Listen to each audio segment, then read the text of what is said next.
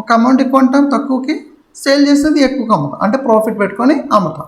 ఇప్పుడు మనకి ప్రతి దాంట్లోనే ఎంత ప్రాఫిట్ వచ్చింది, ఎంత లేదా పర్సంటేజ్ ఆఫ్ ప్రాఫిట్ వచ్చింది, లేదా ఎంత లాస్ వచ్చింది, ఎంత పర్సంటేజ్ ఆఫ్ లాస్ వచ్చింది అనేది తెలుసుకోవాలంటే మీరు ఐటమ్ వైజ్ స్టాక్ సమ్మరీకి వెళ్ళండి.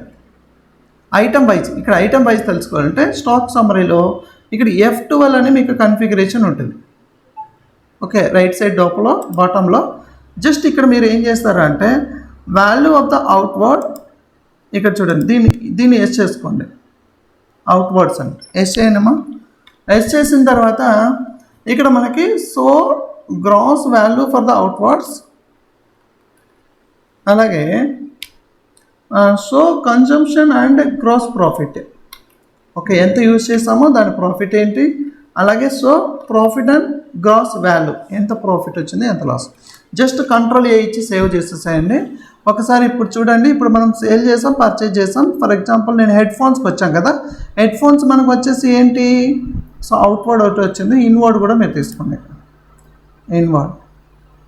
ఇన్వర్డ్ కూడా ఇక్కడ ఎస్ చేయండి, అంటే పర్చేజెస్, జస్ట్ సేవ్ చేసేసాం. ఇప్పుడు చూడండి అమ్మా, మనం హెడ్ ఫోన్స్కి వస్తే మనం కొన్నది ఎంత, 1500 కొన్నాం. సపోజ్ మీకు క్వాంటిటీ కూడా కావాలంటే క్వాంటిటీ కూడా ఇచ్చేసుకోండి.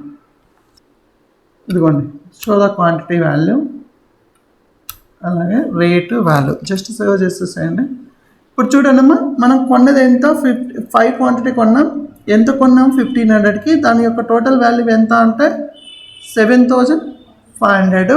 ఇప్పుడు మనకి అవుట్వర్డ్ అంటే ఏంటంటే మన సేల్ చేసింది ఎంత, 1 క్వాంటిటీ సేల్ చేసాము, ఎంతకి, 1800కి.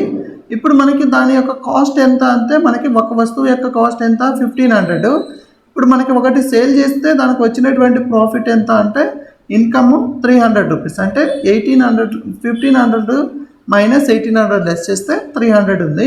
ఇప్పుడు మనకి పర్సంటేజ్ ఆఫ్ ద ప్రాఫిట్లోకి వస్తే ఎంత పర్సంటేజ్ ఆఫ్ ప్రాఫిట్ వచ్చింది, ఇక్కడ 16.67% మనకి ప్రాఫిట్ వచ్చింది. ఇప్పుడు మనకు కొన్నది వచ్చేసి 5 క్వాంటిటీ, ఇప్పుడు మనం సేల్ చేసింది 1 క్వాంటిటీ లెస్ ఇప్పుడు మనకి ఎంతైతే అవైలబుల్ ఉంది అంటే 5లో నుంచి 1 సెల్ చేస్తే ఉండేటటువంటిది క్లోజింగ్ స్టాక్ అనేది 4. ఇప్పుడు మన దగ్గర అవైలబుల్ ఉంది ఎంత ఉంది అంటే 4 క్వాంటిటీ అవైలబుల్. ఇప్పుడు దాని వాల్యూ ఎంత, 1500 ఈచ్ వన్. టోటల్ అన్నిటి యొక్క వాల్యూ ఎంత అంటే 6000 రూపీస్. సో ఇట్లా మనం ఐటమ్ వైజ్ కూడా మనం ఇలాగా చెక్ చేసుకోవచ్చు. ఓకే.